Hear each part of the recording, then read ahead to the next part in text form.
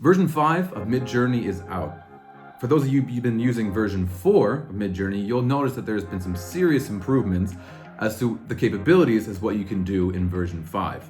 In this video, I want to break down what exactly the differences are between version 4 and version 5. So first off, how do you even start using version 5 of MidJourney? There's two different ways of doing that. You can start off by ending your prompts with --v space 5, which will tell the MidJourney bot every single time, please use version 5. Or go into settings, and here you'll have a list of all the different versions that you can use. I'm currently on version 5 right now, but by simply clicking on version 5, every single time you type in a prompt, version 5 will be used. In order to use version 5, you need to be on a pro plan, which essentially means you need to start paying every single month. So what's really different about version 5? If we jump into the FAQs on the official MidJourney page on Discord, they'll have a list of all the new and improved differences between version 4 and version 5. A big thing that I've noticed is improved coherency within version 5. What does that exactly mean? I noticed when it came to hands and faces for version 4, it got a little bit funky sometimes. Now with version 5, they've become much more realistic. What do I mean by that? Let's imagine a photo of toddlers playing with Lego. What we can see from version 4 is, yes, there's a picture of two toddlers playing with Lego. It almost seems as if it's in a studio-like setting. There's no real understanding of where they are. And of course, and more importantly, hands are in this weird deformed way, let alone the faces themselves are in a very, very deformed way. And it also looks as though like the Legos are some kind of cheap imitation of Lego. So this was a huge, huge problem that at least I was having when using version 4, was to create almost realistic photos of, let's say, two toddlers playing Lego. Now, the big improvement in version 5, for instance, if we type in the exact same prompt, what I'll do is I'll copy paste this over. And we'll do --v5, which will tell the MidJourney bot, okay, I would like to use version 5. So now if we take a look at what version 5 gives us by using the exact same prompt, I find these photos to be amazing. Much more photorealistic. You really can see the level of detail. Really honestly looks like Lego. What you start to notice is some of the hands, yeah, are still a little bit funky, but much, much bigger improvement than in version 4. You can actually see that they're in a living room type setting. And again, faces are much, much more realistic. You can really start to tell, okay, these are two toddlers here, not this kind of mishmash, in a way, kind of creepy toddlers playing with some fake Lego. So big improvement there in version 5, hands and much more photorealistic. Which will bring me to the second point of the big differences between version 4 and version 5.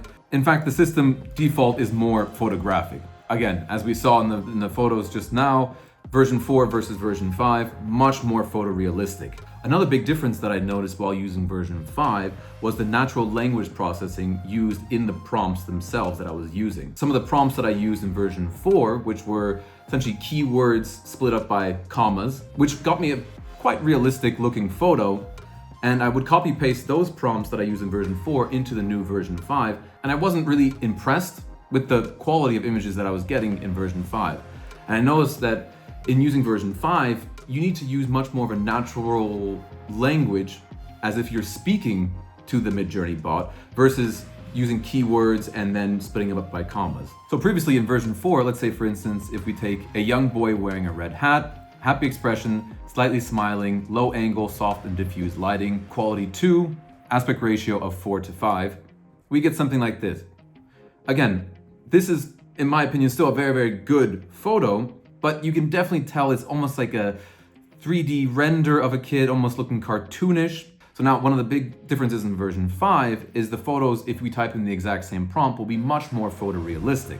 So by using the exact same prompt in version 5, you'll get an image like this, much more photorealistic, much more details on the kid's face. Really, this almost starts to look like a real photo in some of these images. Beautiful light, being casted onto the kid's face.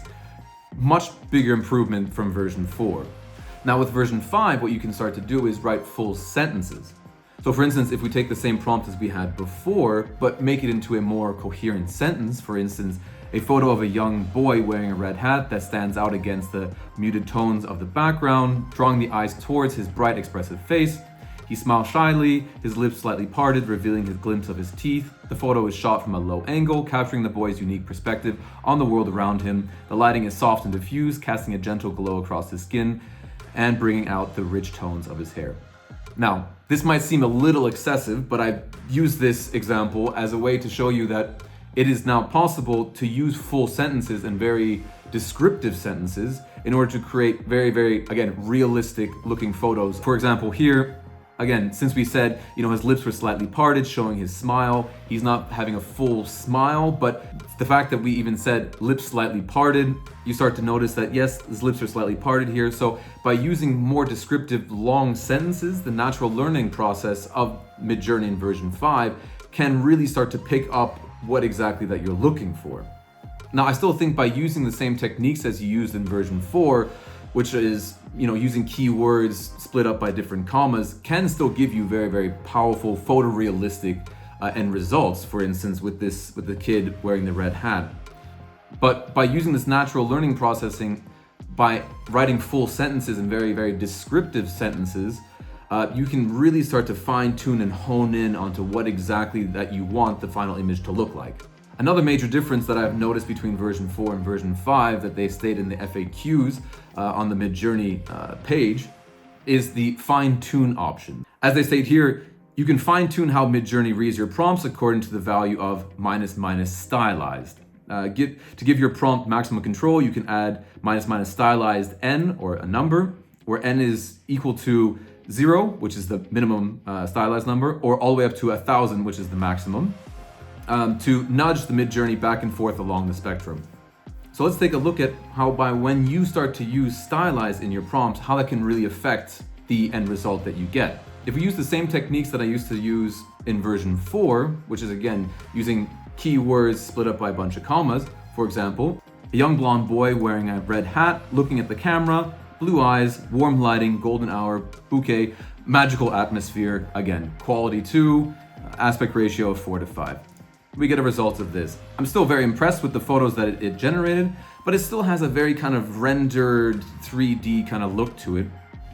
Now, if I were to take this prompt of a young boy, simply using keywords and splitting it up by a bunch of commas, and use much more natural language approach to it, I would come up with something like this. With his bright blonde hair peeking out from under the brim of his red hat, the young boy looks intently at the camera, his blue eyes sparkling with curiosity and wonder.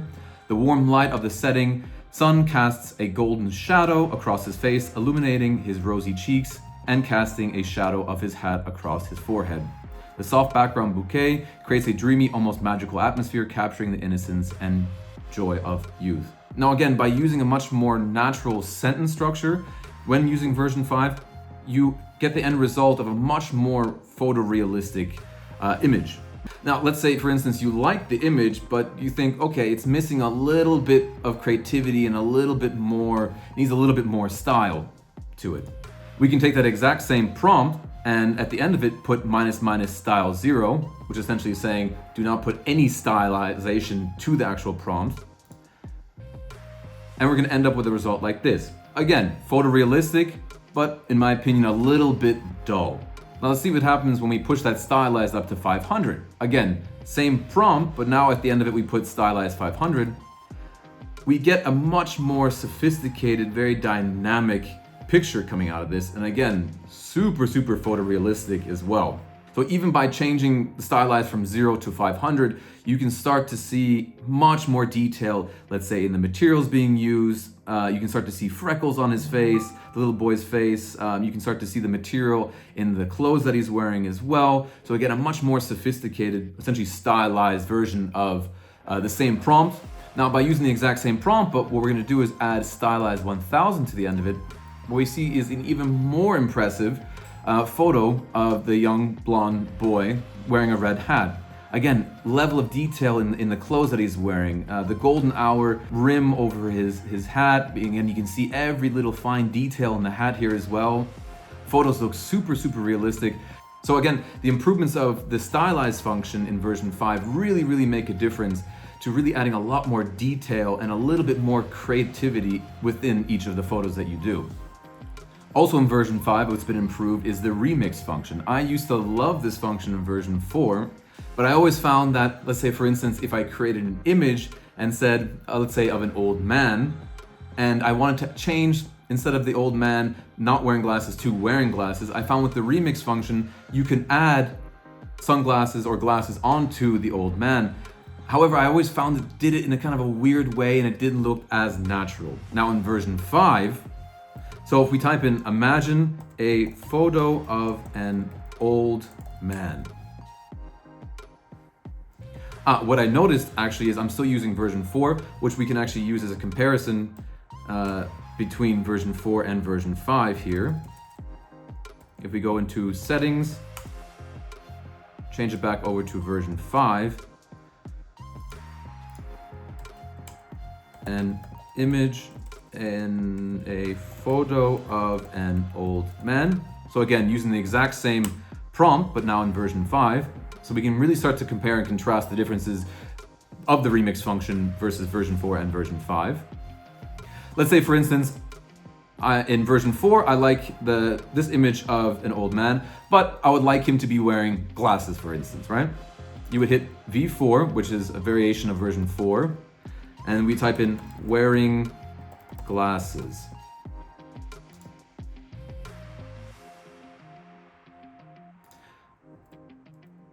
Now, these are the images on version 5 by typing in a photo of an old man. Let's say, for instance, I like this particular one, and I would take a variation of 4, photo of an old man wearing glasses. So this is our image of the old man now wearing glasses because we remixed it. Now, I find, yes, you still have an image of an old man, but what I find is the remix function almost, in a way, kind of makes it a little bit funky. So for instance, I'm not sure what's happening here. I think now the old man, yes, is wearing glasses, but it seems as though he's kind of wearing a second pair of glasses underneath. Similar situation to this guy here, almost as if like the glasses of the rim are kind of molded onto his face and he's lost a eyebrow here. Similar situation where, again, he's now wearing glasses, the old man is wearing glasses, but it seemed to have made it a little bit on the funky side. Now, in version 5, however, yes, some of the results are a little bit funky. The glasses are a little bit awkward on his face. But again, if you start to look at, this image here, this really looks like an image of an old man now wearing glasses. For instance, here, not the best. I'm not even sure if he's wearing glasses, almost like kind of see-through glasses. But for instance, here on the 4th image, it really looks like an old man, similar to like the first picture that we had, now wearing glasses. So I find that the remix function now in version 5 is much more sophisticated. Yes, you need to play around with it a little bit, but it's much more sophisticated in version 5 than it is in version 4.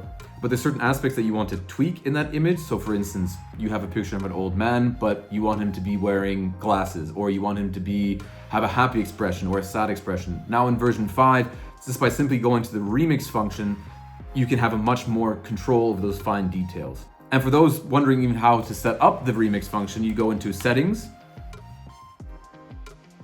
and you're gonna click on the remix mode. So for instance, now it was on for me before, but now by clicking remix mode, this will be now the default setting every single time you hit a variation of an image that you have. This applies for version 4 and also version 5. Let's take a look at some other cool differences between version 4 and version 5. Broader aspect ratio options. In version 5, you can create much wider and much narrower canvases.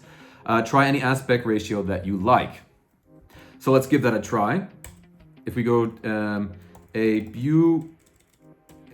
beautiful photo of a landscape in Switzerland at sunset. So with this particular prompt, you're gonna get the default aspect ratio, which is 1:1. Now, a cool trick that I learned is as an image is still being processed, if you hit the up arrow on your keyboard, it will copy the last prompt that you did, which is, again, great if you want to test out different, parameters, let's say for instance the chaos function, stylize function, or different aspect ratios very, very quickly. So instead of copy pasting, this is a huge tool that I found super helpful. Let's go if we want to change the aspect ratio, let's say 2 to 3. Same image. Let's try 9 by 16. Same prompt. Let's do 4 by 5. These essentially are the standard social media aspect ratios, but let's get a little bit funky now. Maybe let's see what happens if we do 10 by 1, or even 1 by 10, and also 2 by 1. So if we take a look at the standard, like the default aspect ratio 1 by 1 of a photo of Switzerland, you'll get the, again, default aspect ratio 1 to 1, beautiful images here. Now let's say for instance we take the same prompt, we can do 2 by 3. We can also start to see what it would look like if it was 9 by 16. Also looking very beautiful, again great for mobile. We also have 4 by 5 ratio, 2 to 1. It's a great format, especially for landscapes.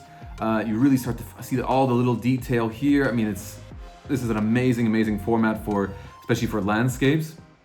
So that's a cool new ratio that you can now use in version 5. Now I also did a little bit of extreme 10 by 1 aspect ratio. It didn't seem to put the entire image into the 10 by 1 frame. Maybe this is a bad example, but again, a 10 by 1 ratio is now possible for you to do in version 5. I also did 1 by 10. Again, maybe not the best example. Let's say if we upscale version 4 here. This is the 1 by 10 aspect ratio. Again, maybe using a bad example here because it's not using, we have these black lines, so it's not using like the full width of the 10 by 1 aspect ratio. But again, it is now possible for you to play around with these different aspect ratios.